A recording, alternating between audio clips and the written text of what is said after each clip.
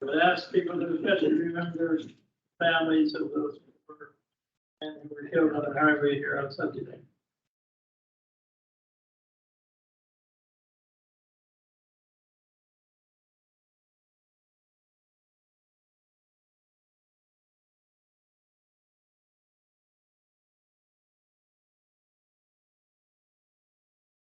Here.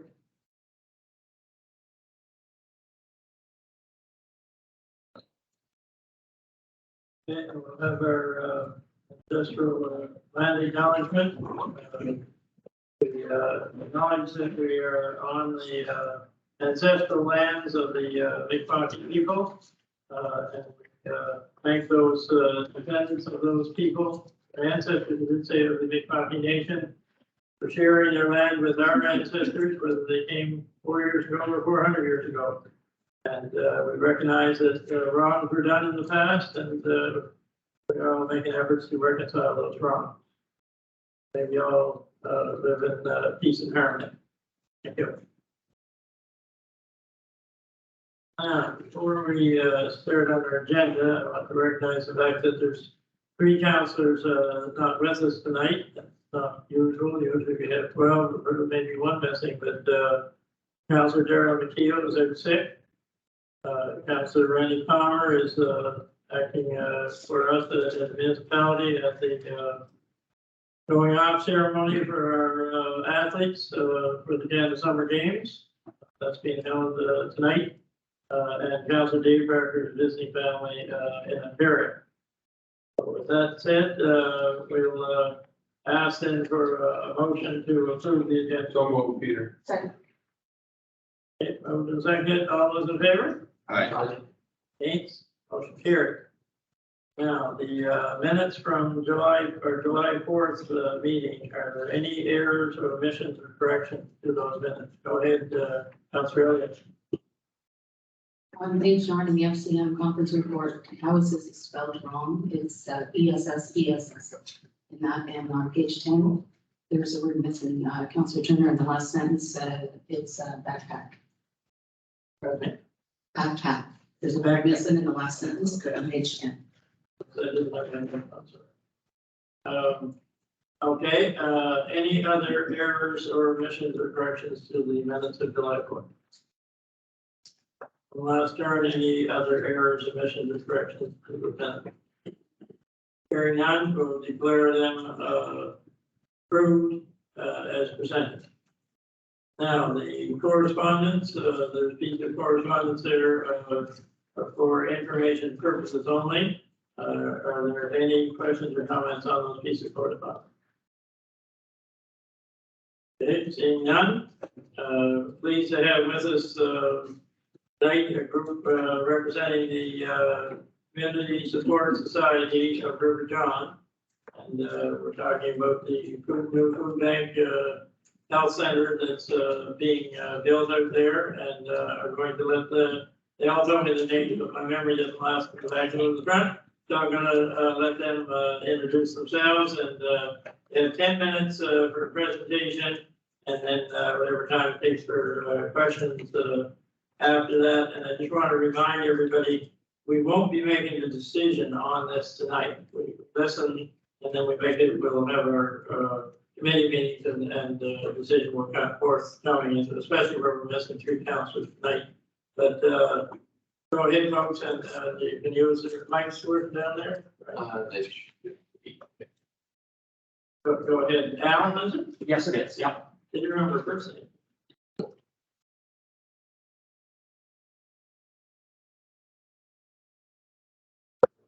Everybody can hear me okay? Yep. Okay. Thank you, Mr. Warden, CEO Cullen, and Mr. Councilors and guests. Here tonight is just to give you a little bit of a briefing on what we're doing in River John as far as the food and health center that we're proposing to build. Just for the minutes, you introduce your name first. Oh, sorry, Alan McNabb. Alan McNabb. Yes. And perhaps you could introduce the people behind you. Okay, and behind me, directly behind me is Dolly Martin. Next to her is Sally Jackson, and next to her is Mike Jackson. Okay, thank you. Sorry to interrupt. No, Quite all right. So this idea came about in early 2021, after seeing we had different requests come about from members of our community through local service groups. The idea originally started as a food bank to support the people in need and food security, and it quickly grew to be in a food and health center initiative. The community support society is a registered with the Joint Stocks as a nonprofit. We are in the midst of applying for our registered status for registered charity. And the society members are going to run the health center and the food bank. So at this time, we plan on having no employees. Most of the food, usually 30 to 45%, will come from Feed Nova Scotia, which most food banks belong to. So we are in the midst of setting up our membership in that and maintaining it. And sorry, I'm a little nervous. This is the first time I think I've ever had to do this. So currently in River John has no grocery store, which I'm sure most of you are aware. There's no local grocery store, no food bank services, nor is there any healthcare services, except for the local pharmacy where sometimes they have flu shots or COVID shot or something of that nature.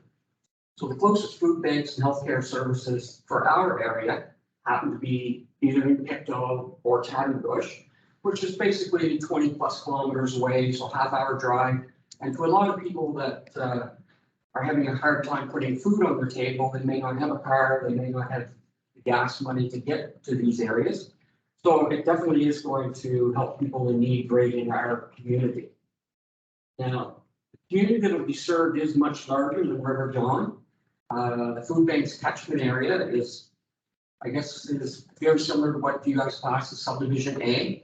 It will include Marshville, Wellsford, Mountain Road, East Branch, College Grant, Black River, West Branch, Loganville, Diamondville, Dalhousie, Melville, Cape John, River John, Tony River, Seafoam, Edgeville, Hudson, and Bigney.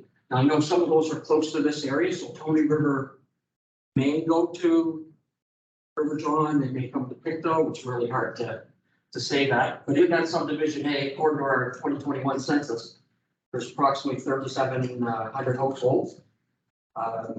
Of those 3,700, roughly 27% or 1,650 have incomes of less than $20,000 a year and would be characterized as food insecure. Prior to the establishment, again, as I had said earlier, of the Community Support Society, Pictou or Tadenbush would be the closest drive for people in our catchment area. And with gas at $1.80 a liter, right now, it's certainly a lot of people, if they had to pay that for gas, it comes out of their food bill. The Community Support Center recently started the food pantry. That was last year, which is a little pantry that's on the side veranda in the community. And our community members can come and take what they need, and other community members will take it and put items in there. So we started that along with the food bank. The food bank, there's some more to it. It's no different than the food bank here at Pictou, where we have to register the participants and things of that nature. Also during COVID, we would do deliveries of food boxes to people's homes. The Feed Nova Scotia also had a program out during that time of COVID, which they just released about, we're going on 6 weeks now, where they would deliver food boxes directly to people's home because of COVID. Since the provincial government has lifted a lot of those regulations, Feed Nova Scotia has stopped that. So since that time, our need for our food pantry and food bank has increased dramatically.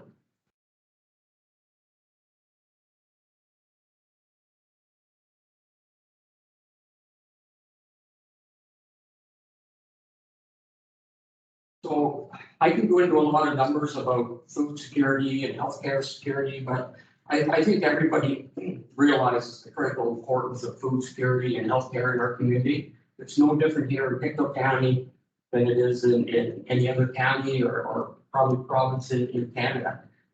It's certainly one of the major issues that we face. So I just wanted to touch on that. Mainly what I want to talk about is our proposed building. I don't know if everyone's seen the plan, but I do have a couple copies of the plan here. It is, it's a combination. There'll be a food bank in the back of the building. And will be mainly food storage. Out front, we'll have a health center, which will have a reception area. It'll have an examination room, and there will be a community room for community groups like 4-H or anything of that nature that wishes to use the room as well. And as always, any nonprofit, it's certainly free of charge for them to use it. So when this building was first proposed, we had lands next to the ball field in River John that we were able to secure for a lease of $1 a year for an indefinite amount of years. Unfortunately, as the project grew, that land just was not suitable.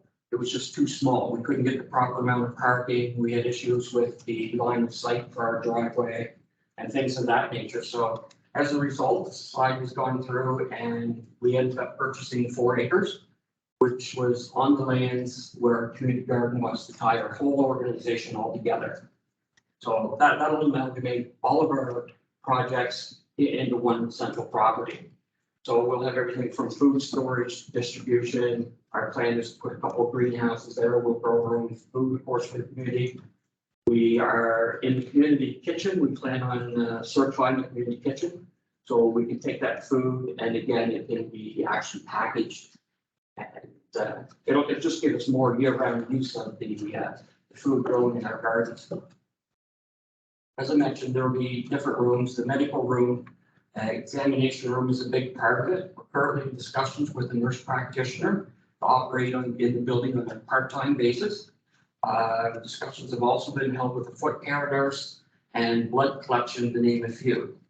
And currently, as I mentioned earlier, there's no physicians or nurse practitioners in the River John, that area. Now, in early March, the provincial government,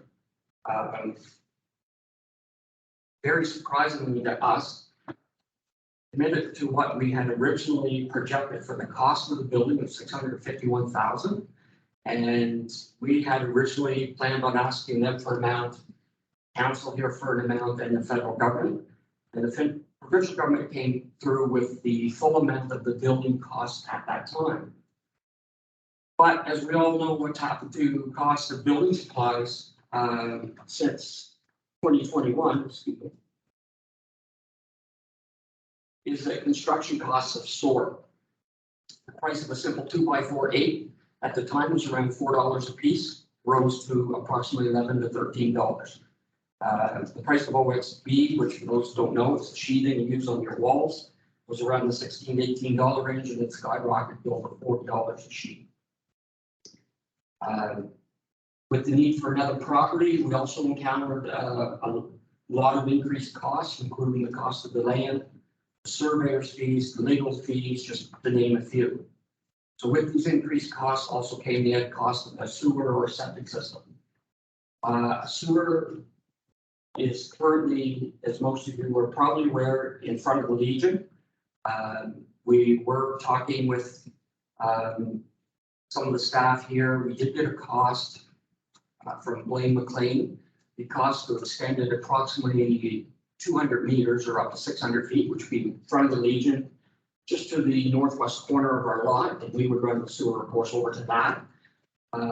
Is in the vicinity of $15,000. The cost for the sewer was the cost for the septic system was in excess of 30 because of the commercial development and the multiple tanks. It's not a single tank like it would be, so just a residential home, because the volume of people and things like that. Currently, they're in our talks with the provincial government and our CAO. There is some provincial money available to cost share the extension of the sewer. So we're asking for your support in this worthwhile project to extend the sewer. It's roughly, like I said, 200 meters at a cost of 58,000. And I believe at the current time that the province would cost share that with the municipality. I know CEO Cullen, I think, could confirm that in our meeting with the province that they did say that they would help us out in that way. Probably should get you to wind up, between that, we're Yeah. about 10 minutes there. Okay, that's perfect, because I'm just finishing ones. The others are just some numbers for the food bank and things like that, so. And we do have, we do have a copy of the floor plan. And Everybody has the that logic model, okay, process this morning or this evening. yes, So at this point, what I want to do is open it up to councilors for any questions pertaining to the project or pertaining to the ask. We know what the ask is, which is about $30,000. We have council grants that are deadline February 28th, and so we're past that. So, you know, we would, if the council were to consider this, they would have to consider what to, you know, where the money's coming from, yes. And, but we can discuss that at a later date if we decide to go ahead with assisting you folks. But I think tonight's more about any questions to do with the project or with the funding asked. So, are there any councilors that have any questions before these folks leave tonight? Go ahead, Councilor Wood. Thank you, Mr. Chairman. Thank you very much for coming up tonight. I certainly appreciate the presentation. And I work with the food banking process. I know just the food bank alone, it's a very small together, so something this size is huge. I just think Idea Community Kitchen, would you be trying to teach people how to cook different meals and things like that? Is that the intent of that? yes, it is. We'll, in conjunction with the library, we'll be putting out literature. We'll also have cooking classes. There's a lot of people, if they were to get squash, for example, from the community garden, squash is one of the last things to always go out of our pantry because most people don't know what to do with it. So yes, that's our intention, is to have cooking classes as well and teach people how to cook more nutritious meals. And your plan is to do this all on a volunteer basis, apart from the medical? yes, Yeah. So, you know, to be volunteers. 100% volunteer. Because I think it's a really good project. And just one thing on that, Feed Nova Scotia, I know from Glasgow, we did get some money from Feed Nova Scotia when they ended the deliveries boxes. We did get some money to help. We did get people to deliver health gas cards, so it was something we want to investigate further. Right. Thank you very much for your presentation. Thank you. Okay, any further questions, Councilor Turner? Thanks, Ward. Thanks for your presentation. Very admirable effort that you're doing here. What kind of, how many people would be in your catchment area would be in need of assistance? Do we have an estimate of that? It usually it's according to the government, their stats, it usually runs around 12%. And they expect that, well, there's 3,700 homes and I think it was 6,000 people. So. Yeah. Really only- Like 600 plus. And like I say, with the Feed Nova Scotia dropping the food boxes and things, we're starting to see that our food pantry is basically turning over probably every 2-3 days. I don't know if anyone's seen it, but it's a large 4-door. It would be very similar to probably if you take 3 of your cabinet doors up there and it's 8 feet high. That turns over every 2 years. Good luck, and I hope it comes to fruition for you, because it's a need that has to be served. The Deputy Ward. Thank you, Mr. Ward. Thanks, everyone, for your presentation. My question is on the community health, I guess. You go through the Department of Health for that in the province of Nova Scotia to get somebody there to supply the services they need. And is there certain things in that room that they have to have that that we're not telling you that you have to, I guess, to make sure everything's fine. Yes, we are working with Jamal in the Department of Health. I believe he's the assistant to the director. And they are working on sourcing examination bed, ear in those machines, an IV pole, oxygen. We have a whole list of, which is over and above the cost of the building.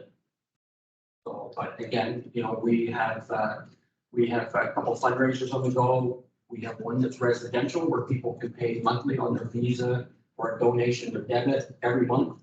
And we're just waiting for our charitable status to be finalized, and then we move into a more of a commercial fundraising as well. So the Department of Health wants to help you finance any part of that, they provide the stuff, but you gotta buy it from. They will supply some of it, yes. Yeah. From my understanding, some of the bigger items, they unofficially committed for so far. Councilor Royals. Thank you very much for your presentation. I was just wondering, like, so the 58,000, the provincial government would cost share, you say, with the municipal government. Something like this, isn't it? Yes, CEO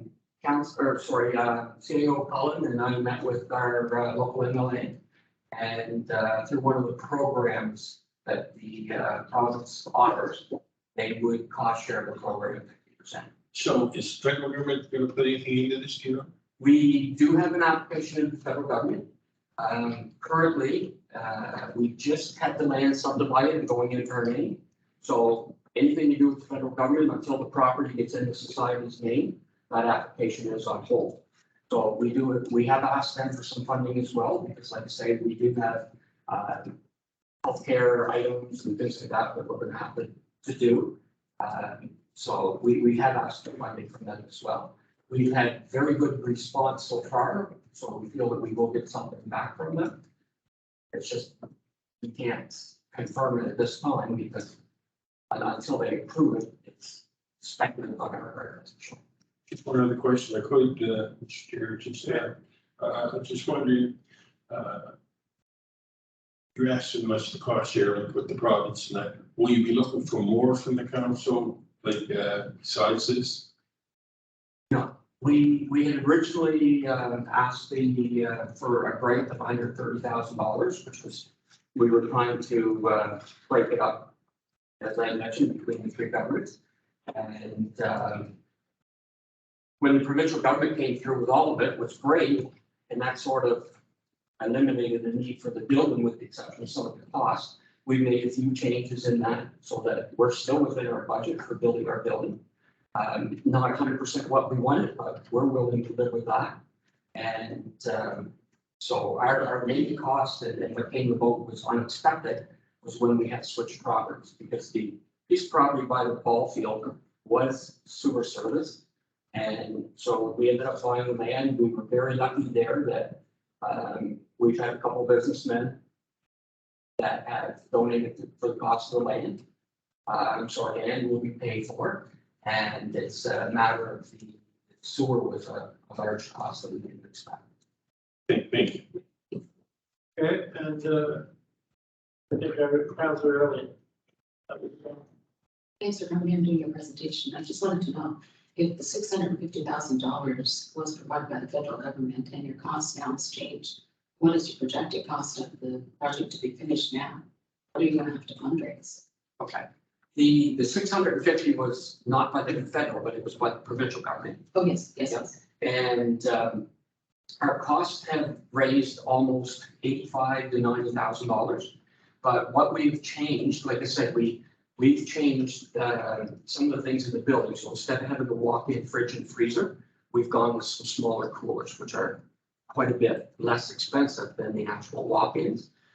It will raise our operating costs a little more, unfortunately, because when you have the 3 condensers compared to the one for the walk-ins, it's a little more costly.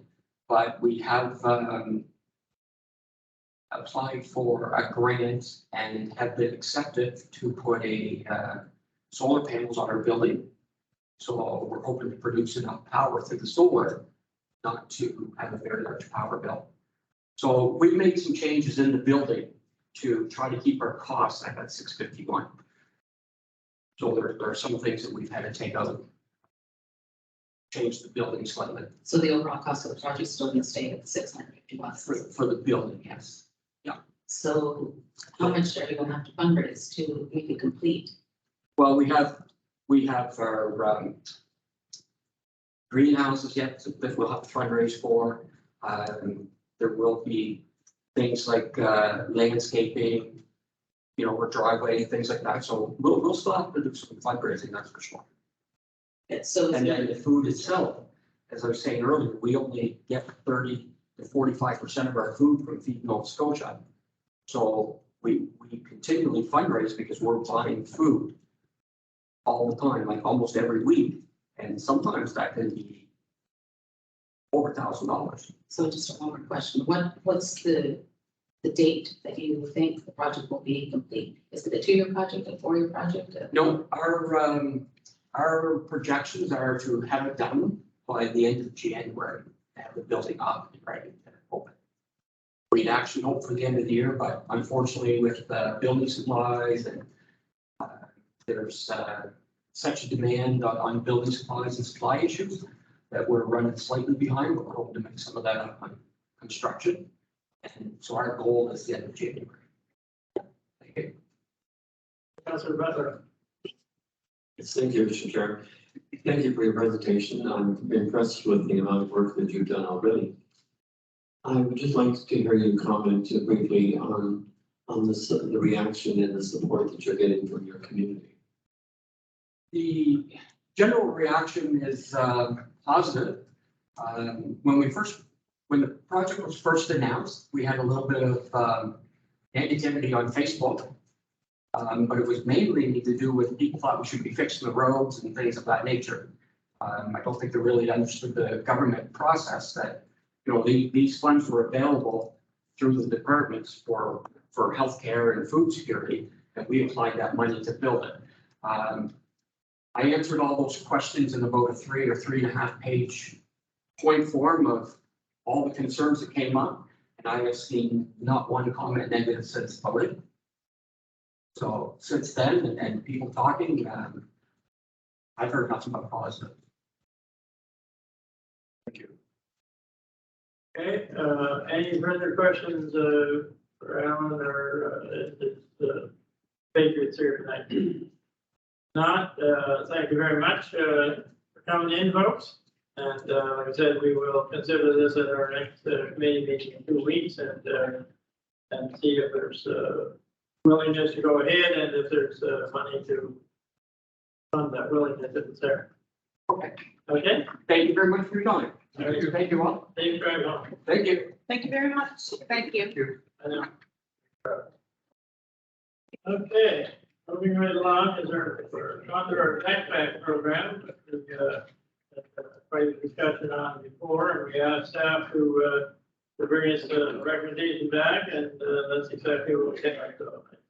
What's well done, it's very clear what the numbers are and what each school would get under this plan. Yes, I'd like to start by getting a motion, and then we can discuss the motion and either we approve it or defeat it. Would somebody like to make that motion? Okay, moved by Councilor Boyle, seconded. Councilor Elliott. Okay, and now we can have a discussion on that motion. So the numbers are, like I say, are very clear. They're in front of you. And so this is for the backpack program. We do support, the breakfast program, but we decided there were 2 separate things. And so this is all of the schools that have any rural students that may be going to them. And so depending on the number of rural students going to a school in Victoria, Glasgow, or wherever, then it's proportionally whether you fall above 50 or below 50. And then the rural schools, of course, they're hit the numbers, but it's not the same. It's different because all the students, taking all the students across is rural. Some cases, we have a few students from down those road, I think we class them all as rural, but they're going to the West Victor to the other schools. Break them, you know, some of you might be from that. Yeah, no, they're broken out, just with the rural schools, like some of them, like W.A. McLeod, it's just 201. They're in the highest category. They may have 490, right? But they were in the highest They're in the category. highest category anyway. That's why. So they're only, and they're approximates. It's hard to get the exact number, so I think we're fine with approximately anyway. Who would like to speak first on the backpack program? In terms of whether it's acceptable to you or not, or whether you approve it or not? Anybody want to go first? Go ahead, Councilor Wood. Thank you, Mr. Chair. Just like thank staff going to the trouble of coming up with these numbers, and all wasn't easy. We do appreciate it, that's for sure. And I think it's very fair way of trying to get something started toward that. I'm sure that many of the workers who do work on this project will appreciate council's support. So I fully support. Okay. Next, yours. Thank you. I certainly agree with Councilor One, just the, where would the 10,000? so that would come under the contingency, the 25,000 we said.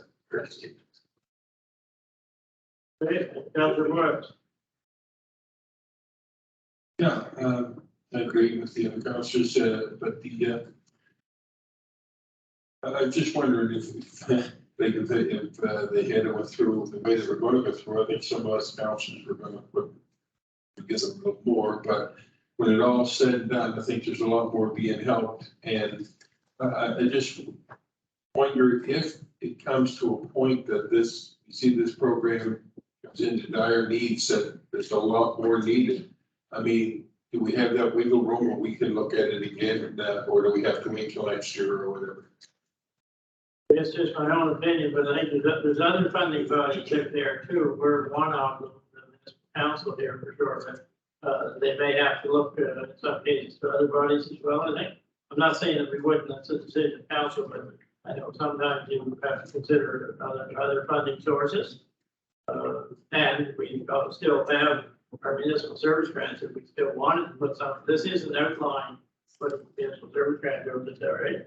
You know, it's us as a council saying we're gonna treat everybody fair and do it this way, but if in your particular area, it's something you can't. No, that would be no. Oh, sorry, all right, face. All right, but there are other funding sources, is my point, you know, that it's not only us. The corporate funding, there's venture government funding, I know the government puts a fair amount into the breakfast program. So they put into this, this is president.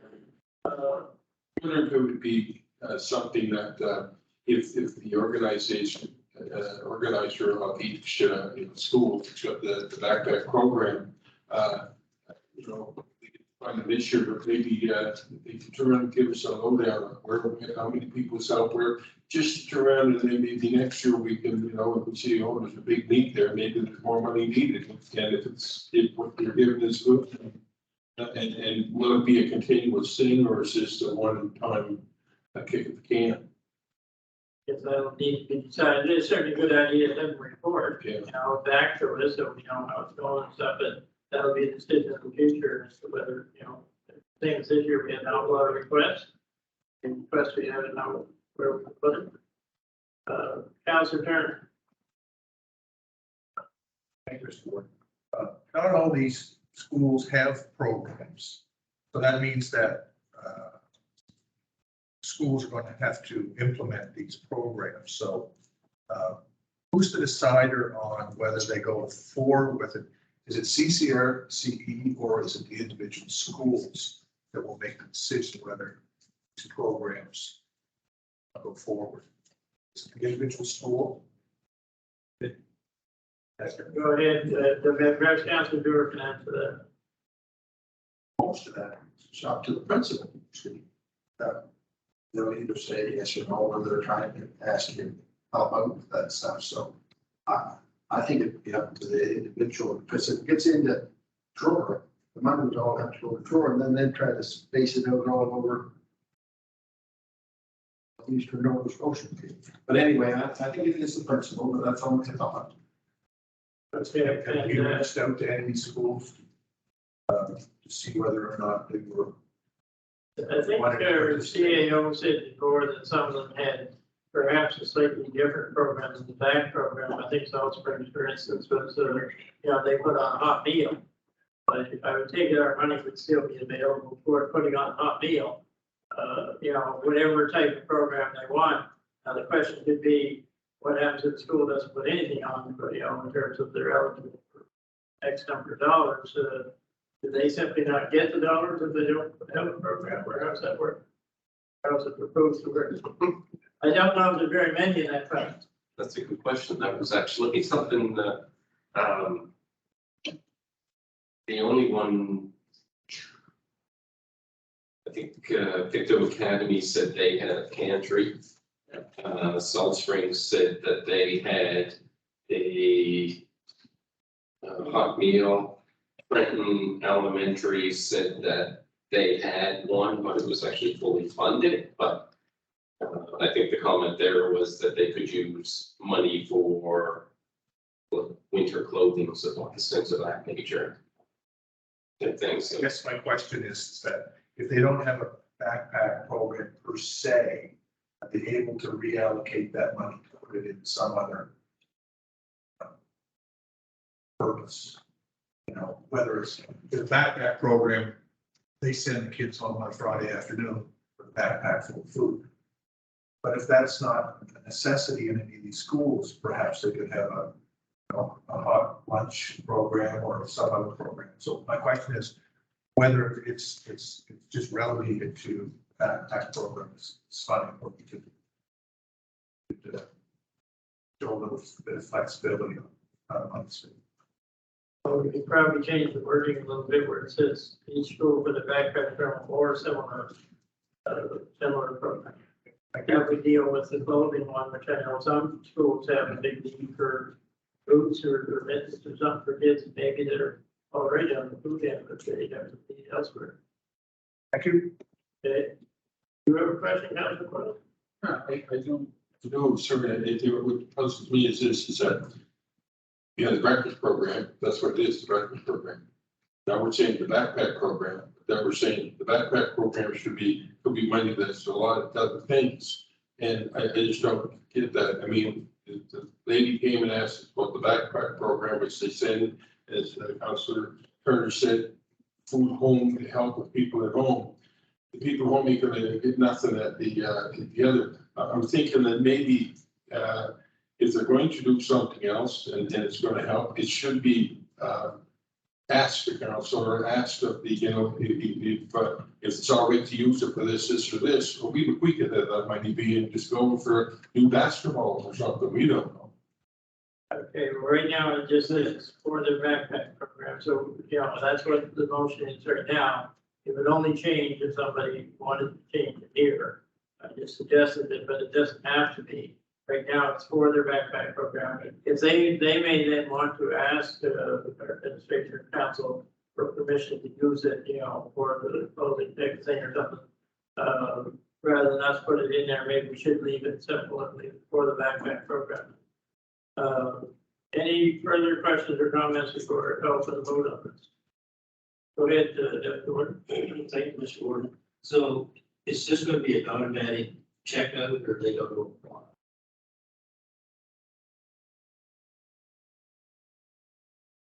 I assumed it was an automatic check. Does that have breakfast on it? Yes, that was the motion for the breakfast program was that we supported as we did. 2021. So that was just a check. There were no questions asked. Checks were so similar here. If you have a backpack program, you get a check. The Salt Springs doesn't have a backpack. They close what they do. They do a meal program as opposed to a backpack. Trenton will receive a backpack program because they have backpack program. Okay, any more questions? Not, or Mary has one, sorry. So if we make a motion to move with this, is it 1 year and then it'll be reviewed again in another year? Yes, That's what that was its purpose program. David, did you agree?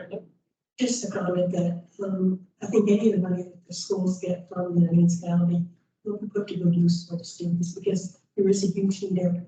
And if they don't do a backpack program, because that calls for volunteers and that sort of thing, but they're doing something to help students, I think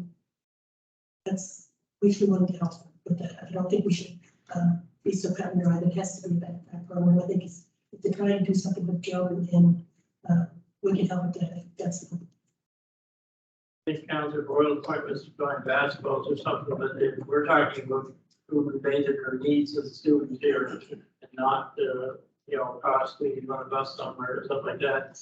But, I think we rely on our administration to administer this and make sure that it's for, the intent of what council's talking about here. Go ahead, Councilor Butler. As I mentioned, I think that this is probably a trial here, and we're going to learn as we go along. We should ask for an evaluation at the end of the time period, and then we'll know just how well and for what the money was spent before we make our decision on another year. We'll know better after a year, but I think through our administration to make it clear to the school. Yeah, there's some flexibility, but it's not spending on a bus trip. Okay, I'm going to call for the vote. All those in favor? Aye. Against? Carried. Thank you. Now we'll move on to our resolutions. First one is our municipal services grant. Councilor Turner. Chair, resolution be resolved by the municipal council of the municipality of the county of Pictou. The council approved the payment of the following municipal service grants. District 4, River John and Area Recreation, $3,000 for operating expenses. River John Action Society, $2,300 for community projects.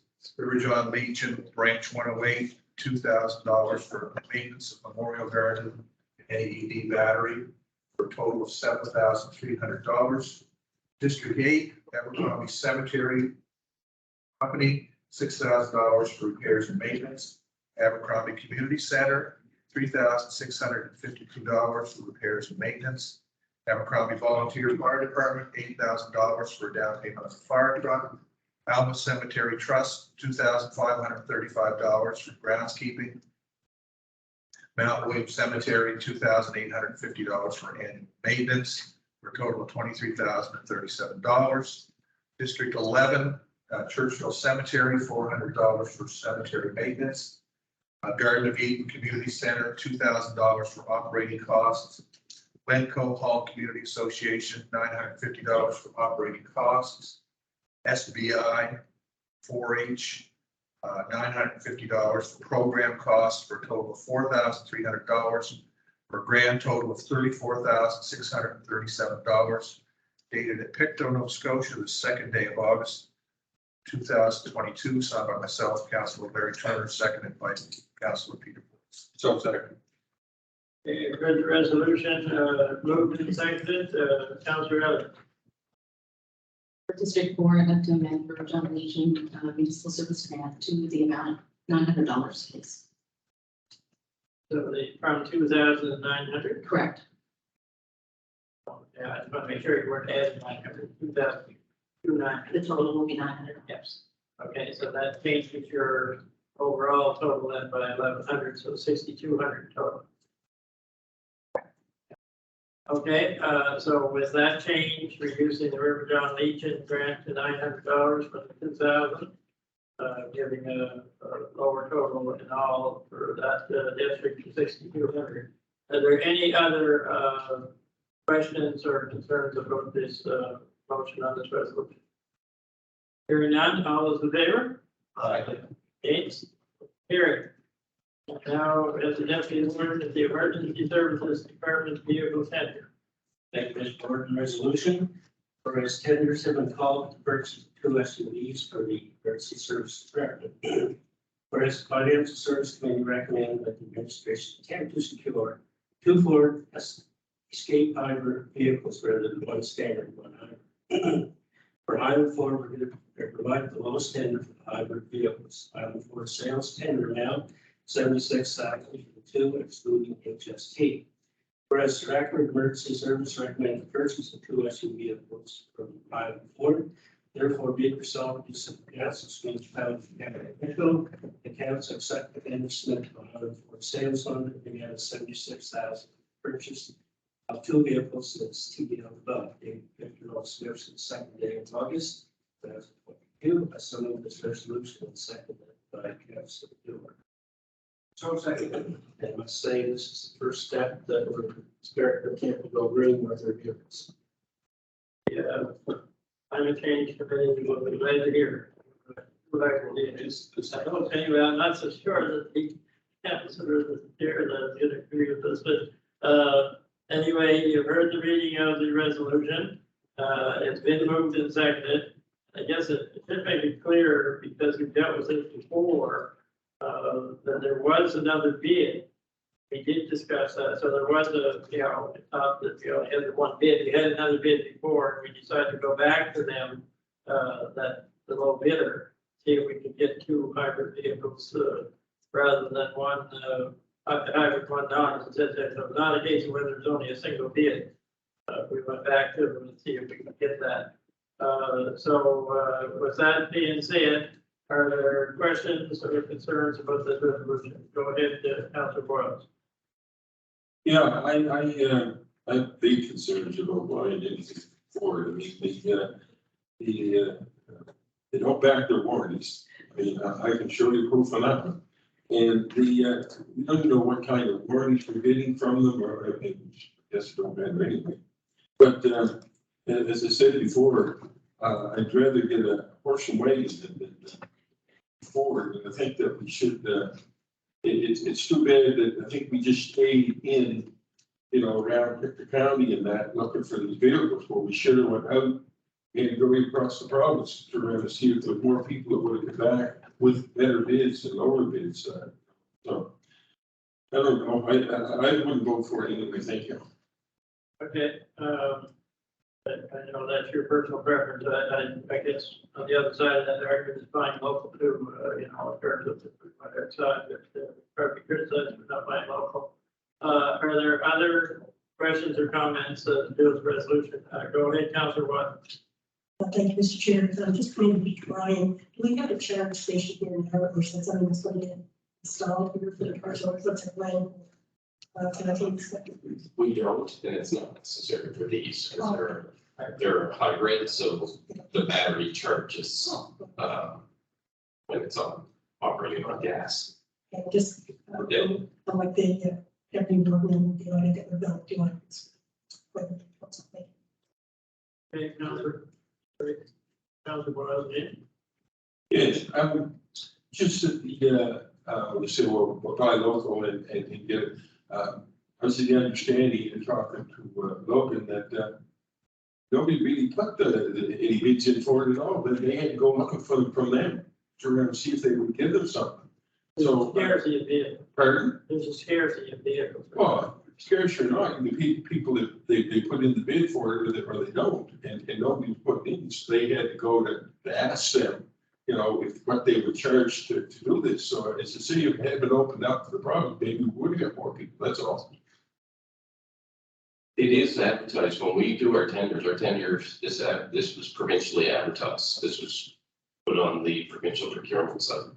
Well, why would they have to go to everyone and then we're gonna ask them if they want to put it instead of state? So we put it out to the whole province, so anybody that's on that site has the ability to bid. Go ahead, Councilor. Saying, just a couple things. First, it's good that it's going to a local dealership here, because it's not just supporting the purchasing of it. You need to get service, and if you buy a vehicle from somebody in Halifax, people around here aren't going to necessarily be as quick to respond to you when you need something done to it. As somebody who's putting bids together for tenders, there's a lot of more work in putting a bid together on something you may or may not get. and sell them to somebody that's walking through your door every day. So some people don't have the time, and you're the ones that put the time and effort in, and that's what you did. Yes, so I support it wholeheartedly. Okay, any further comments on the resolution provided by Deputy Works? Just want to mention that one of the parents were renting out, so before I leave. Yeah, so there's one of them on the lot currently, another one can be sourced within a week or two, I believe. Okay, I don't see any further questions. I'm going to call for the vote on that resolution. All those in favor? Aye. Against? Me, One nay vote, Council Porras. Now we'll move on to District 9 policing concerns, meeting staffing levels. Go ahead, Council Porras. yeah, I had a meeting, Sunday ago there out at the Leipzig Fire Hall. We asked the RCMP if they would attend and give us a lowdown on the speed. Was just, they're scared to walk the roads because of the speed. I told them every councilor's had the same thing in their area. And also the litter. They tell me that the landfill site, that's RCMP too. That's got nothing to do with the landfill site. So they told me it's the RCMP that's charged that. So the gentleman that, the officer that came there, he came in at 1 o'clock was our meeting. He told us that he would try and answer our questions, but he didn't do too much about it. He had no research or nothing on it. And that, but if he got a call, there was only 2 officers looking after Becker County. He said, so, he said, if I get a call, I gotta go. He said, so we questioned him on that. Only 2 officers. Yeah, he said, people off sick, people transferred, people that, being, it just, he said, it's crazy. He said, he agreed that, and the money we're paying for police protection in the county to only have 2 officers on it. I mean, there's something got to be done with that, but again, they couldn't give us any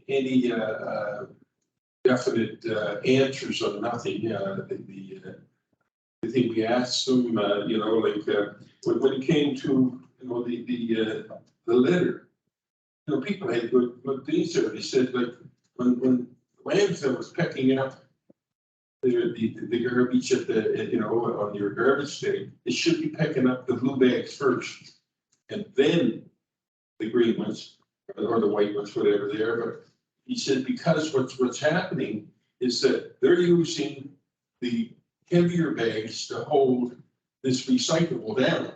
So when they come and take this heavier bags away, the recyclables are blowing all over the place. And he said that's what's causing a lot of your litter. So, I mean, maybe something we should be talking to them about, but that's what they were really, really concerned about that, and again, the speeding and people can't even walk, and with the grass so high and that and the sides of the road that they're scared ticks with wind. So you got this speed going on and that's, so I don't know. I just think that we should have try and get a meeting with the head fellow we have here for the RCMP and our citizens, and let them ask them the questions, let them put them to them, let them get the answers or no answers, rather than turn around and us have to keep telling them at the same time. Don't have the manpower, that's what they tell me. Don't have the manpower. We don't have the manpower to go out and catch this guy that turned around and every morning at 7 o'clock is going 130 kilometers an hour over Fraser Mountain. Or, somebody coming up the John Campbell Road, doing over 100 kilometers an hour, and people trying to walk their kids for school and stuff like that. So, as I say, something has to be done, and I'm just hoping the council will look into doing something about it. Okay, thank you, Councilor Rose, and I know we have had discussions with Addie McCollum, the surgeon, is that right?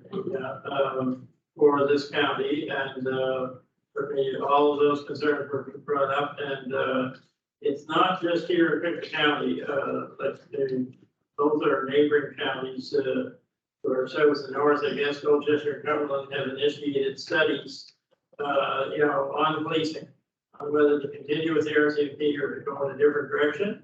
And we had some discussion here, it might have been at the, I forget where it was now, but, staff sergeant, promises that things are gonna change some on the summer here, and we would look at it again in the fall. And, then council would make a decision, do we want to follow the same pattern as Colchester and Cumberland and look at alternatives? I think we all agreed that night, or it was here, that it wasn't, there is no cheap alternative. This isn't about buying cheaper. It's about getting service. And there is concerns in other parts of the county as well as Lionsy area in terms of visibility of the RCMP and in terms of response to complaints and whatnot. So, and those are very similar. I talked to the mayor of Cumberland and to the mayor of Colchester, I think both cases are mayors. And their concerns were very similar to what you're talking about here, very similar in terms of, but everybody agrees that, our costs are going up and they're going to continue to go up. Is it just lack of staffing?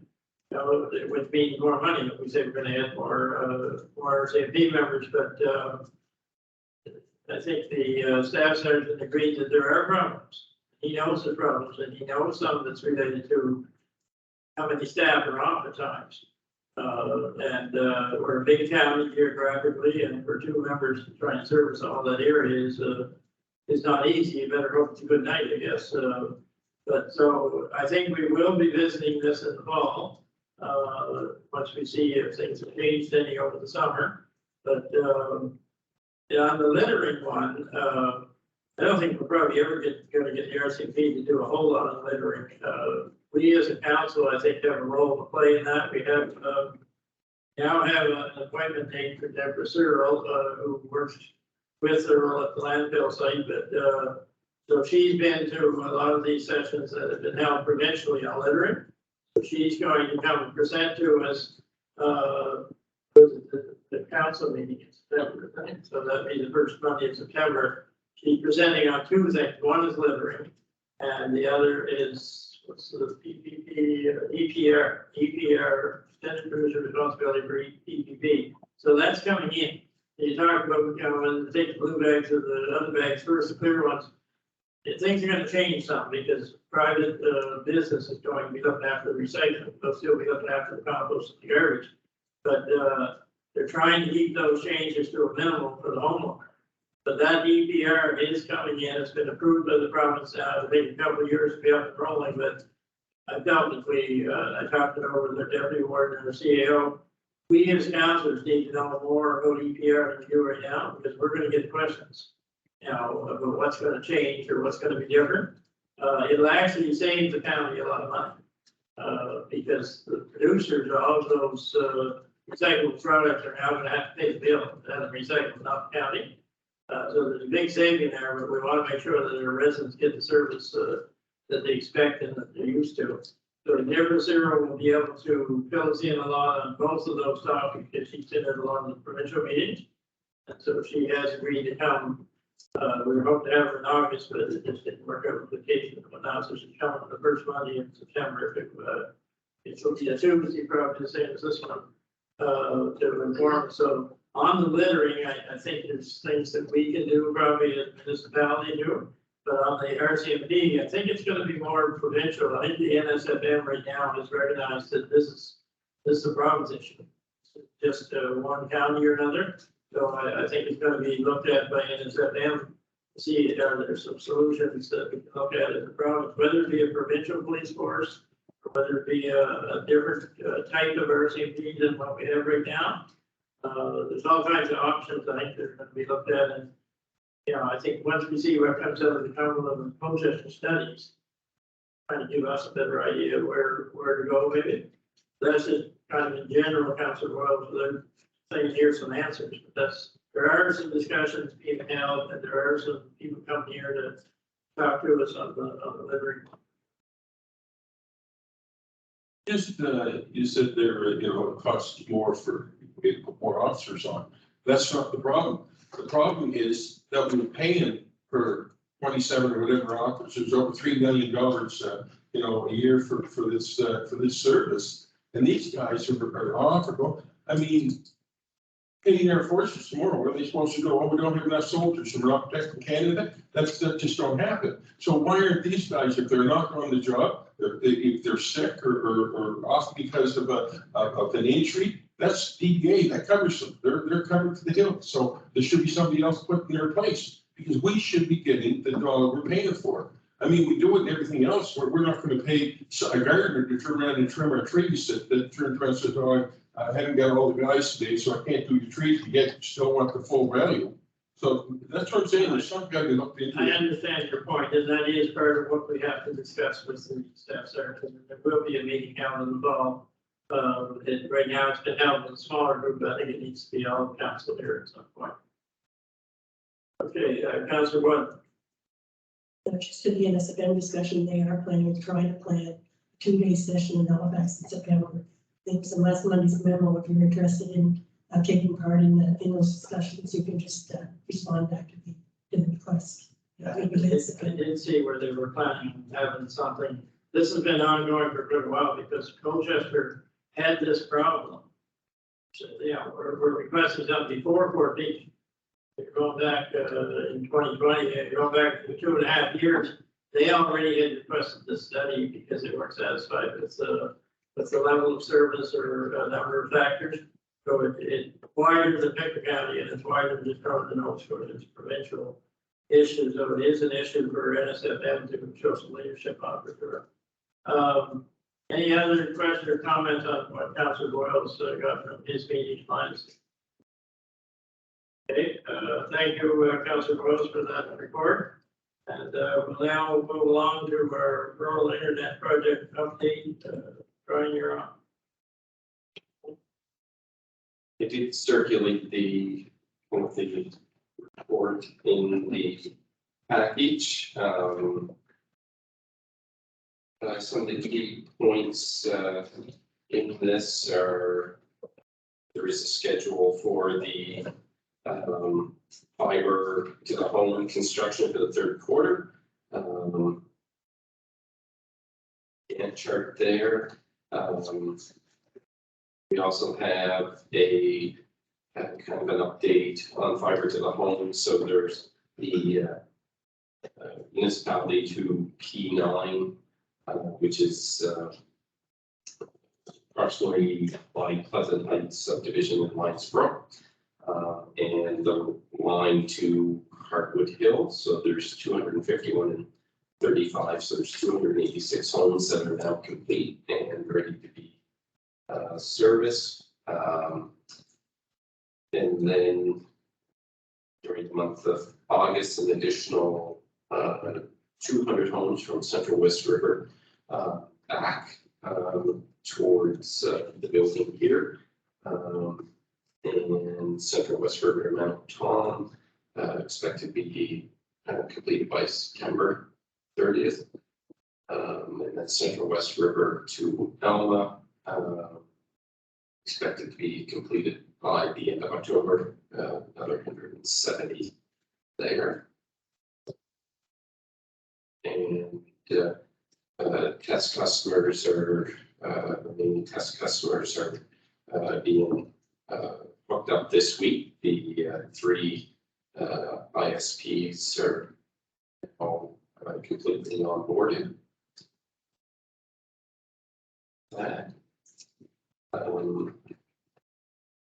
We did circulate just a, it's a very busy map, but it is permits that have been submitted to Nova Scotia Power and Bell for the make ready process. And we also just kind of show, especially on the fiber side, like one of the major, I guess, holdups is really on the make ready process. And moving that along. So we are actually meeting tomorrow with the project teams meeting with Nova Scotia Power to try and facilitate a different process and one that makes it a little more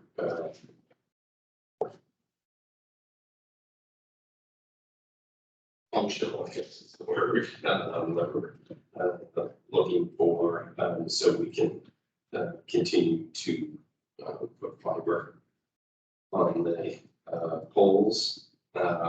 So we do have our 3 retail ISPs that are onboarded for the phase 1 of the project. And just of note, in the report, it refers to them as RSPs, and we've always been using the term ISP. And an RSP, the difference is that they may offer more than just simply internet service. So they may offer a telephone package and or a TV package, so that's why they're called retail service providers as opposed to service provider. So the system is nearing launch, so the marketplace, and that's really just the portal where people will be able to schedule their installation and pick their service provider, pick their package. That is nearing ready to be launched, so they're just working out the final bugs, I guess, on that. We did include kind of a mock-up off the marketing piece, so each of the homes, as they become serviceable, will receive direct mail explaining how they can go about signing up for the project. So that will go out in short order for the fiber to the home customers that are now ready to be serviced. So each of them will get a mailing and a similar marketing piece will go to the wireless customers as the various towers come on board and people are serviceable through the wireless. So there'll be a separate communication that will go to the wireless customers. We did include in the package just a chart on the wireless towers, the various stages of the towers and the go live dates as expected. So that's included. Okay, thank you, Brian. I think on that last one you're talking about with the summary of the towers, I think it talks about our MLC tower, the Benson community at Springville. That's the state building. Springville Yes. is listed somewhere else, but I don't think they changed the name here yet. I notice it does say Friday, July 29th. I don't think this, when I look at the way in, this tower is still not hooked up. No. Been there for a couple of months. I was kind of discouraged and it's taken so long. Just get our tower that's sitting here on needs to be hooked up. Do we know when they're coming in? It said July 29th here. Yeah, it was supposed to be the end of last week, so it is this week. The company is in county that's doing it, so it must be going to be pushed to this week, but we're confirmed. Okay, and the only thing I want to add to what our CEO said is that Nova Scotia Power is the holdup right now. I mean, there's been a lot of holdups here, frustrating for us and frustrating for residents, but I think telecom is now on track. They're working every day, and but Nova Scotia Power, we're meeting with them tomorrow, like Brian said, and they have a new government relations person. That's the person that deals with us, government relations, and she seems, much more determined to get to the root of the problem and to try and, make it work better. It hasn't been working at all when they got, upwards of 504 days for the permit to be approved, that's a year and a half or whatever. They'll can do it even a lot better than that, they're 93 days, 3 months. 53 is it, but it's a big difference. For some reason, the paperwork part is holding up bad, but also people to do the work, they claim that, okay, there's all kinds of people who want this work done all over the province. But she did say in her letter to us a couple of weeks ago that she was going to be directing, more crews to Victor County. If somebody has to actually cut the brush, somebody has to put the new poles in. The slowness is on turning around permits, but you also have to then be able to do it before we, telecom can come in and do their work, so. I think things are starting to improve, and hopefully this meeting tomorrow with, this, new representative from NSPC, we can get things on the go here, because people are getting tired of waiting, everybody's getting tired of waiting. We need to get our own tower up and running, it's been too long, that it's been sitting there, but there is progress being made, a number of the towers are going up, and the land's scrubbed out for them, or deals are being made on the land, but, we got so much good weather, then winter comes again. So we need to get the work done, I think that's what's gonna be made clear to NSPC tomorrow, I think. So are there questions, for Brian on the, high-speed internet project at this point? Whether it be the wireless, the towers, or whether it be the fiber to the home, go ahead, talk about. Yes, Mr. Warden. Today was the launch date of the assistance program the provincial government is putting into effect, a $7 million program. Correct me if I'm wrong, when I went online to investigate, I read that because we're doing our own program, that Victor County is not eligible for any of that $7 million. Is that correct or is that wrong?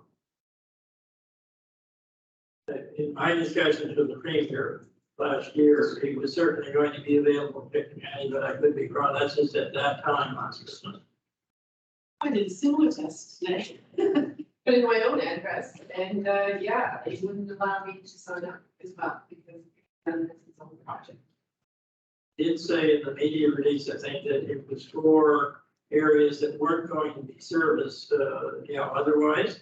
So say in Colchester or Cumberland, well, if you're in an area that's being serviced, by telco, you're not eligible, you had to be outside that eligible area, so I wonder if you ran a test for somebody in Victor County that would be on the edges of the county, let's say, if, so.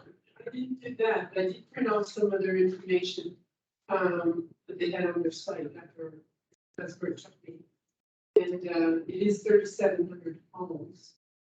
You have to buy the equipment up front and then turn it in, show your invoices, all of that.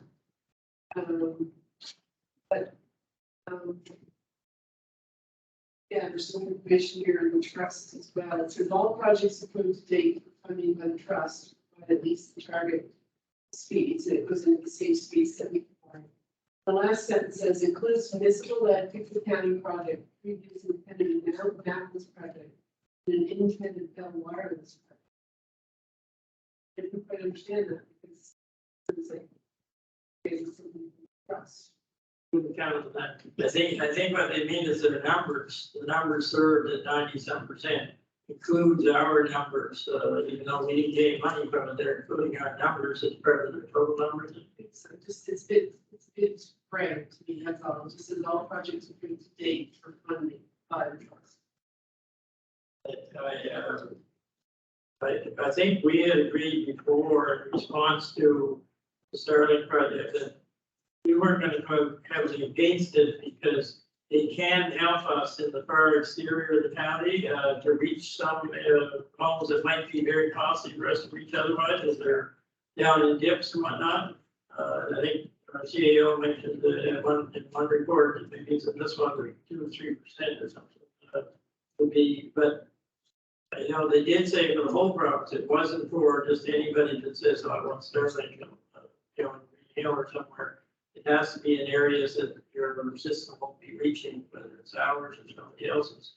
So I'm not sure, Council Butler, in your question there, did you put in for Mary Lismore, did you put in for, well, you obviously probably put in for Mary Lismore, did you? Yes, I did, and it was, the answer was not eligible. The county has their own program. If that's the case, then we're being penalized. Well, the people are, especially if they're in areas where they're not, going to be able to get at least easy service from us. We're gonna try and reach everybody, but, if you're on the outer region where you're wireless and you're down in the hollow or dip, I think we need to ask, of the, province clarification. I think that's. There is a sentence here that says it will be available to about 3,700 homes businesses for which no other internet service solution has been found. So I would say we're in the perimeter of the county, we're still studying. Yeah, but we need to ask the question because the answer seems to be, no, you're picking on people. We need to clarify that answer. Because we can use that in some prior areas where it could help us. But we'll look into that. So see what. Okay, any further questions for our CAO on the internet report? Sorry, Councilor Wood. Just a couple of questions on the report, but I just again trying to figure out what it's telling us. And then we find the home information. The first two are already complete, and then the second one, the third one, expected completion by August 30. So is that where you're counting up to 486 homes to be serviced? Correct. So a little bit further down, it was OLT site that's everywhere in progress, expected completion by August 30. It's got a negative 465. You know what that means? So those 465 are, there's the 295, then there's the next numbers. I think it's the 465 are only serviceable when the OLT site at Central West River is brought on. So the numbers are noted up above. But the 465 do not become serviceable until that's finished. So they're not part of the 486, right? They're not part of the 286, the first two lines, 251 and 35. So that 286 is serviceable directly from this office. So that's where the equipment, the rack is here. The next three lines are serviceable from the racks that will be installed in Central West River at the location in Central West River. So those 465 only actually become operational when that rack becomes operational. I mean, it's scheduled to be operational by the end of August. So the 200, which is line 3 to Central West River back to FH7 in the Durham area, those 200 will become operational at the end of August. And then the additional 95 would become ready in September, and the 170 would become operational at the end of October. But it is all contingent on Central West River being operational, the site being operational by the end of August, which we're not anticipating any delays with that, but it's those 465 are contingent on that step of the OLT site at Central West River being live. So I'm trying to understand that. Like where we're getting 486 and then 465. Okay. Yeah, this question, you know, I think it didn't explain for you, where you're missing is that 265 from Pleasant Heights to West River, Central West River. That's ready to go now, as soon as West River something up, then go.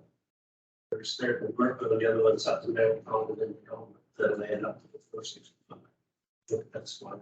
Right, sorry, the 486 is the 251.35 and the 200. Sorry, I missed that part of it. I was looking at the next line. So those 200 will become operational as soon as that site becomes operational, I guess. Still not quite catching the 465 and expected completion on the 30th. I'm just not sure.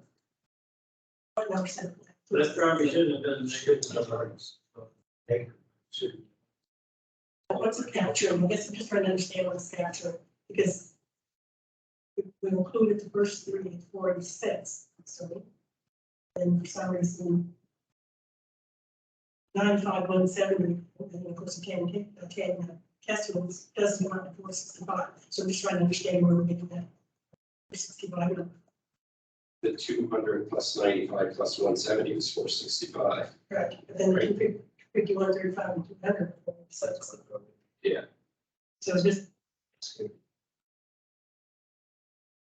That's already covered. that's why I'm confused with the negative 465. I just don't know where they're coming up with that number. I can understand the 486, but then it's only at the negative 465, and that's done. I'm losing the sheet, I can't follow the sheet. I don't know what's making up that 465, where,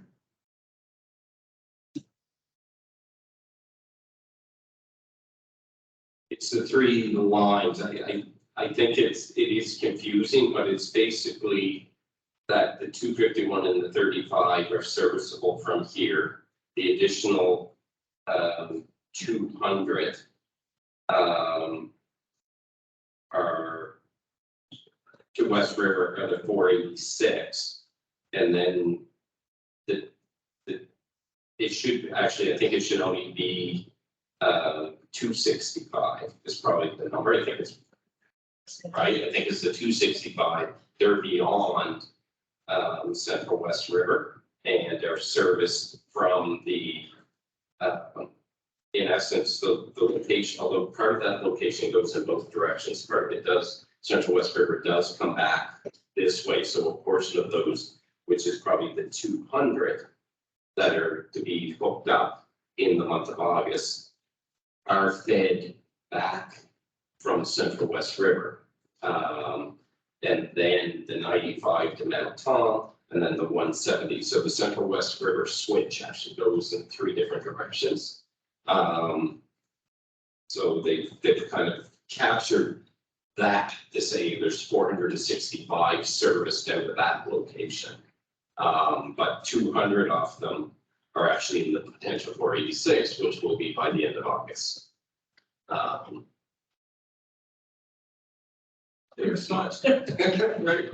So at the end of August, we'll have 486. And where their service from probably becomes irrelevant. I'm just trying to understand the numbers. I don't want to tell people that we're going to have a potential 500 hooked up by August 3rd or 486 by the end of August, an additional 95 in September, and an additional 170 in October. Those the top 5 items are the targets to be booked up. And then they did kind of break it down into the technical that you've got people being serviced by different pops, which is confusing. Yeah, but I was having trouble following that chart, and then I could ask another question. So the difference between the chart there with the permits and NSP. Number one, the average amount of time from permit application to the file being returned to us is 93 days, and they have numbers in there. And then the next one is the permit application and NSP quote, and it should be under 4 days. Could you explain the difference? Sure. So it's a 2-step process. So Bell go out and do what is referred to as make ready B file. So Bell goes out and basically does a full assessment see what anchors are required, where the fiber would be connected. Kind of the technical side of the fiber install. So that's done. They provide their opinion on pole status, whether a pole needs to be placed or not, needs anchors, needs guides, whatever might be the case. So that is done and submitted back. And then that is forwarded to Nova Scotia Power for the make ready process. So then Nova Scotia Power have to go out and assess the poles.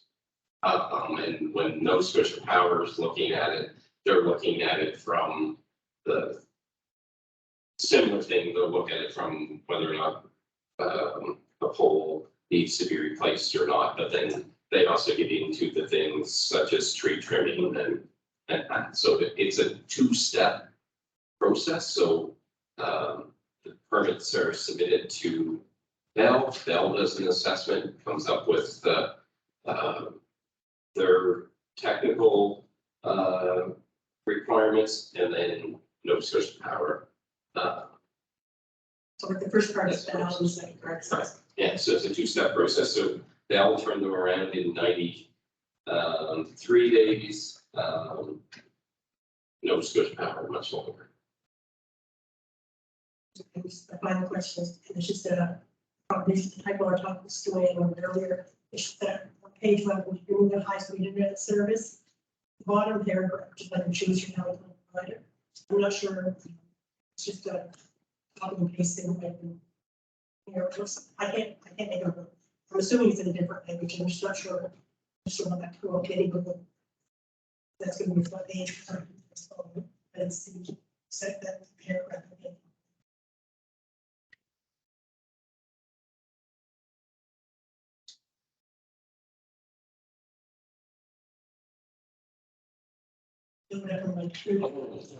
And the portal, yeah, but that's just filler language, so that's all it is. It's actually Swedish, but it's filler language at this point, so it'll be replaced with, so they block it off.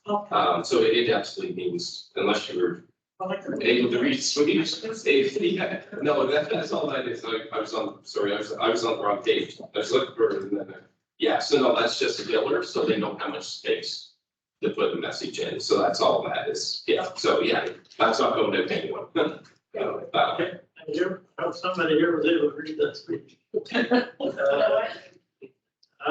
the one I'll ask right on the towers, everything shows that it'll be up ready for service figure by the end of September, which is less than 2 months. Good news, if it takes place. We seem to have trouble keeping up with some of these schedules, but what's the level of confidence that you have that will keep to that schedule?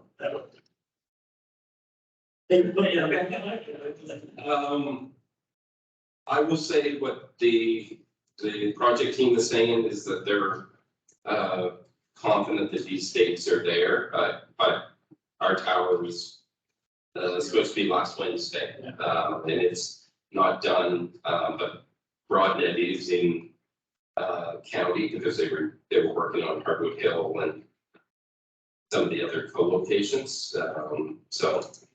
If you could get service to a fair number of people in this county fairly quickly with their RDN or towers, once we get those up, the other system's gonna take us a lot longer, obviously, the fiber to the home, but we could get this wireless system up and going very quickly, and some people need it more over yesterday. So I think we need to, and we will, I know, continue to push them. The other question I had on the towers, it lists Thorburn on the second slide of the last one, I think, but Palace Mountain Thorburn. I thought the Thorburn one was turned down. This is a different one. It says very bottom page. It's not in the. Whatever. Yeah, it's not in the community of Thorburn. I believe that's a co-location. Okay, so it just says Thorburn and they just put the stuff in English. Yeah. And I knew the one in Thorburn turned out by some people there. Okay, any further questions for Brian on the senior director?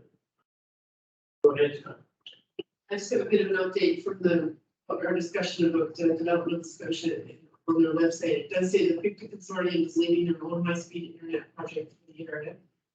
Read more on their website. Develop Nova Scotia has indicated that should any portions of the county remain underserved in the future, we would consider those areas in the project scope for the internet under the Nova Scotia initiative. So It will be, once it's identified whether they're being reached by our wireless. Brian, there's still money left. Thank you. Okay, if no further questions, we're going to move on to our community announcements. Is there any community announcements? Go ahead, Councilor Rose. Yeah, on Friday, August the 5th, Friday night at 7 p.m. There'll be a trivia night at the Hillside Community Hall, $8 a person. So, be around 1 a.m. What are you going to be good at? It's really, it's an everybody trivia. It's really good. The public puts it on really good. Let's hope it's not sports one that I do.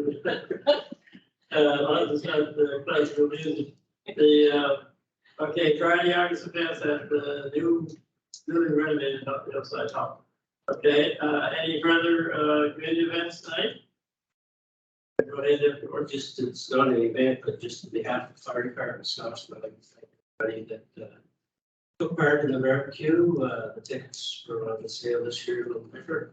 Sitting on wheels and everything exceptionally well. Like mine was served. So, thank you, everybody. okay, that's good. Glad to hear that. Councilor Jordan. Thank you. This is it's a thank you too to the tremendous turnout there was on Sunday, July the 24th in the afternoon without review for all the fire departments, the emergency measures, the hazard people, the ambulance, the police, everything. There was 212 or 13 residents of Avenue evacuated completely from the building, taken to other safe places. Some that are fairly mobile got to go to Haven Brook, some went to Riverview, some went to Scotland Fire Department, and some went to Plymouth. And everybody was back in the building for midnight. I guess it was before that, but there was hundreds of people there working. The staff that were there anyway, and they called out for help from more staff, girls that were often gentlemen and maintenance and every kind of person that could be there was there to help.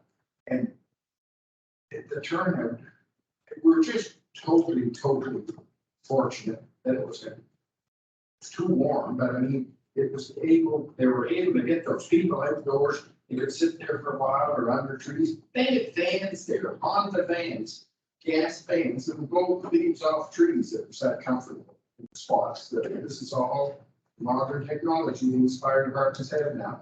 And other groups that were there, and the food that they brought in, it was unreal. So I personally, from the people in District 12, as well as being on the board and the rest of the village directors, I want to thank everybody who's there, because everybody's quick to say, well, why did you do this? Why did you take all those people out? It would have been a different story if the end of the building had a move out.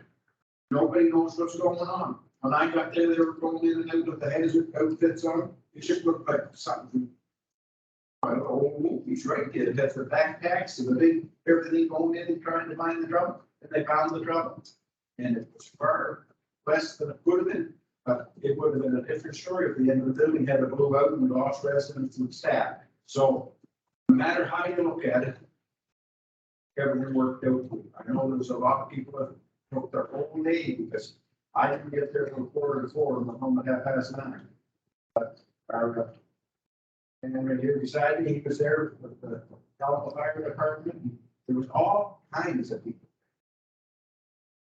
It doesn't happen unless those people are there. Those people are certainly that get paid. Like, I mean, they were there, volunteers. Thank you. Okay, glad to hear people are there for our seniors. That's important. Any other public announcement, community announcements tonight. If not, I have a couple of things I want to say. I did attend this morning, at the College Center in Pictou, the big announcement. It finally, it's been a long time coming, but it finally came that, the new library and, the renovated new cost is going to take place now. The money's in the bucket. There's, I think, 6 million from the bids and 3 million from Council Turner was there, 2 million from the province as, our bid from our council and for the town of Victor was much smaller, but we're the ones that got us the budget. Oh, yes, we let them fill it up once, like we should put the extra in. But I think they are still doing some private fundraising, for a few small things, but, they've done very well on the private fundraising too, to get, I think we had reached 2 million altogether in municipalities of private fundraising, and they've done that, pretty well. There might be another, 50,000, they got pretty well covered.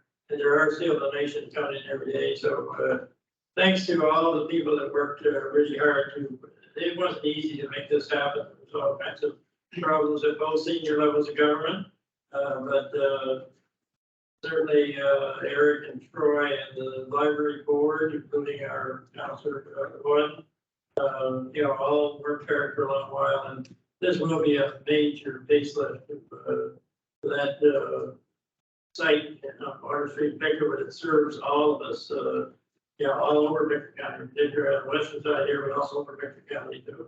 So that was a very, successful day, and I also want to mention, I sit on the board at Viola's place, and, with the year coming, they're very scared of what's coming because of the high prices of everything. And, that probably will be more homeless people, people that are right on the line. And so they're right in the process now of moving from 8 bids to 20 bids, moving upstairs in that old church. And, so they got lots of, quite a bit of government funding to help do all the renovations, but they still need a lot of extra money to provide for all kinds of other things. So they're having a walk this month on the 27th of August. So anybody that would like to contribute to that walk in any way, I'm looking for corporate sponsors right now to help them, but, need to remember that there are going to be people at the cold come this winter, probably more than we had before. Without COVID, they can take, they were down 4 last winter, they can take 8, but now they're going to be able to take 20. But it takes a lot extra of everything to look after 20 people when it is for 80. So if anybody would like to contribute to that, certainly go to their site or see me. I'll be taking donations for them and whatnot, but very, very important in our county to have a site like that, which a few years ago we didn't have. Okay, if there's no more community announcements, we'll go to emergency resolutions. Are there any emergency resolutions unanimous consent required tonight? Okay, hearing none, we have an in-camera session. So we're going to go for a 5-minute recess. We'll go into our in-camera. Thank you very much.